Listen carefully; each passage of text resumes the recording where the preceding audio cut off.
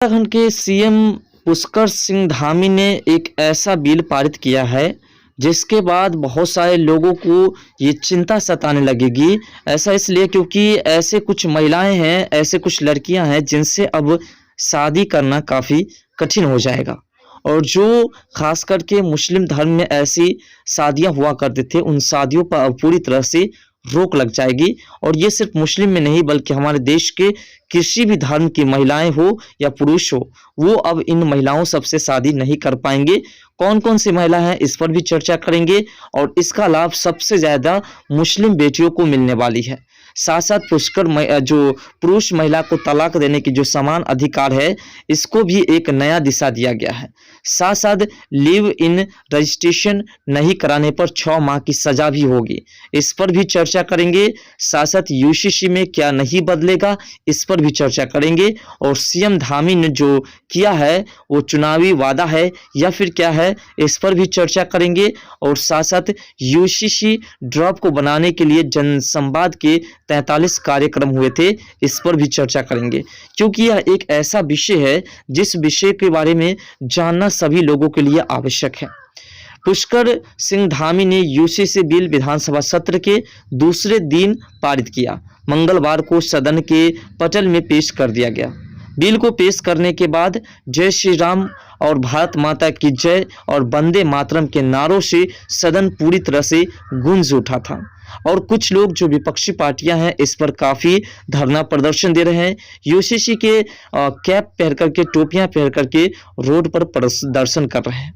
UCC में बेटियों को वित्तीय और सामाजिक सुरक्षा का अधिकार सुनिश्चित किए जाने के पुख्ता इंतजाम किए गए हैं। हिंदू मुस्लिम सहित सभी धर्मों में लड़कियों की शादी की न्यूनतम उम्र जो है 18 साल होगी। हर धर्म की बेटियों को उनके पिता की संपत्ति में अपने भाई की तरह बराबर का अधिकार मिलेगा। और ये सबसे बड़ी बात है।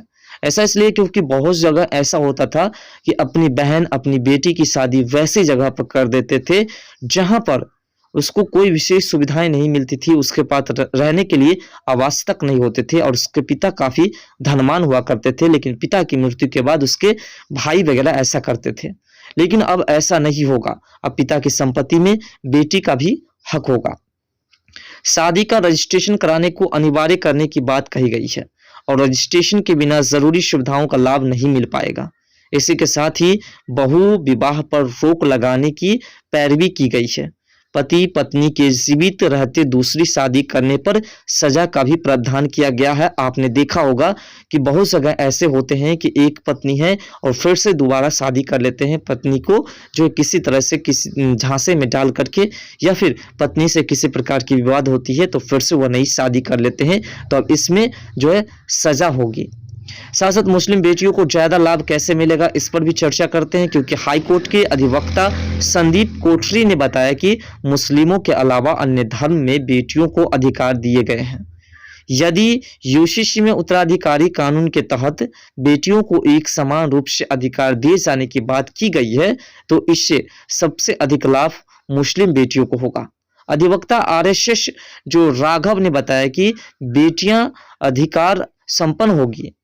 और ऐसे बार में बार एसोसिएशंस के पूर्व जो उपाध्यक्ष आलोक जो घिंडियाल ने कहा कि इससे बेटी बेटे के बीच का भेदभाव समाप्त हो जाएगा और ऐसा होना अनिवार्य है। और अगर ऐसा नहीं होता है तो शायद हमारे देश में ऐसी कई महिलाएं, बहुत सारी लड़कियां हैं जिनकी जिंदगी बर्बाद हो जाती है।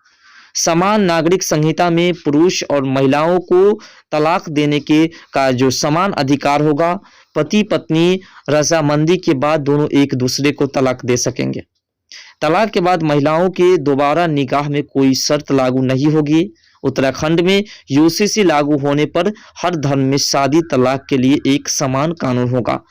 ऐसा नहीं है कि जो मुस्लिम धर्म के होते हैं उसमें 3-4 शादियां कर लेते हैं, हिंदू धर्म में 1 शादियां करते हैं, ऐसा नहीं। अब सभी को एक ही हिसाब से चलना होगा। और जो लव इन जो रजिस्ट्रेशंस है और जिसमें 6 माह की सजा दी गई है वो ये है कि लिव इन जो रिलेशंस में रहने वाले जोड़ों के लिए सख्त प्रावधान किया गया है। लिव इन रिलेशन को रजिस्ट्रेशन नहीं कराने पर जुर्माना के साथ ही 6 महीने की सजा का भी प्रावधान किया गया है। लिव इन में पैदा हुए बच्चों को संपत्ति में समान अधिकार मिलने की पैरवी भी की गई है और पंजीकरण वाले जो युगल की सूचना है रजिस्ट्रार को उनके माता पिता या अभिभावक को देना पड़ेगा, किसी भी तरीके से दे लेकिन देना पड़ेगा। ऐसा होता है, आपने देखा होगा कि जो कोर्ट्स में जाकर के कोई शादियां करते हैं तो उसमें उसके परिवार वाले को किसी प्रकार की सूचना नहीं मिलती है, बल्कि वे लोग जो उनके साथ गए होते हैं वे लोग मिल करके उनकी शादियां करा देते हैं और इस पर जो है सबसे ज्यादा कार्रवाई की जाएगी अगर उनके परिवार वाले को सूचना नहीं दी जाती है। साथ साथ यूसीसी में क्या नहीं बदलेगा इस पर भी चर्चा करते हैं। धार्मिक मान्यताओं पर कोई फर्क नहीं है, धार्मिक रीति रिवाज पर असर नहीं होगा। ऐसा नहीं है कि शादी पंडित या मौलवी नहीं कराएंगे। खान पान, पूजा, इबादत, वेशभूषा पर प्रभाव नहीं पड़ेगा। ये जिसको जैसा चाहे वैसा कर सकते हैं, कोई दिक्कत नहीं होगी। साथ साथ सीएम धामी ने जो ये बयान दिया है और ये जो बिल पास की है, क्या यह एक जो है जो चुनावी मुद्दा है या चुनावी वादा है? तो देखिए, सीएम पुष्कर सिंह धामी ने साल 2022 में हुए विधानसभा चुनाव के दौरान उत्तराखंड में यूसीसी लागू करने का वादा किया था। वर्ष 2000 में अस्तित्व में आए उत्तराखंड राज्य में लगातार दूसरी बार जीत दर्ज करने का इतिहास रचने के बाद भाजपा ने मार्च 2022 में सरकार गठन के तत्काल बाद यूसीसी को का मसौदा तैयार करने के लिए विशेषज्ञ समिति के गठन को मंजूरी दे दी और 23 मार्च 2022 को दोबारा मुख्यमंत्री पद की शपथ लेने के बाद धामी ने मई माह में इसका ड्राफ्ट तैयार करने के लिए सुप्रीम कोर्ट की पूर्व जस्टिस रंजना प्रकाश दयाई की अध्यक्षता में 5 सदस्यीय विशेष कमेटी की गठित की गई थी और इसमें सिक्किम हाईकोर्ट के पूर्व मुख्य न्यायाधीश प्रमोद कोहली, उत्तराखंड के पूर्व मुख्य सचिव शत्रुघ्न सिंह और दून विश्वविद्यालय की कुलपति प्रोफेसर सुरेखा डंगवाल और समाज सेवी मनु गौरव को भी शामिल किया गया था और ये सभी मिल करके इस बिल को मंजूरी दिलाने के लिए संघर्ष कर रहे थे। देश के प्रथम गांव माना से जनसंवाद कार्यक्रम की शुरुआत करते हुए लोगों से सुझाव लिए और इस दौरान कुल 43 जनसंवाद कार्यक्रमों और वेब पोर्टल्स के जरिए समिति के पास 2.32 लाख सुझाव प्राप्त हुए, जो कि प्रदेश के लगभग 10% परिवारों के बराबर है। और उसके बाद इस बिल को पारित किया गया। इस बिल को पारित करने के बाद यह स्पष्ट हो चुका है कि यह बिल पूरे देश वर्ष में यानी कि हमारे पूरे भारतवर्ष में पारित होना चाहिए।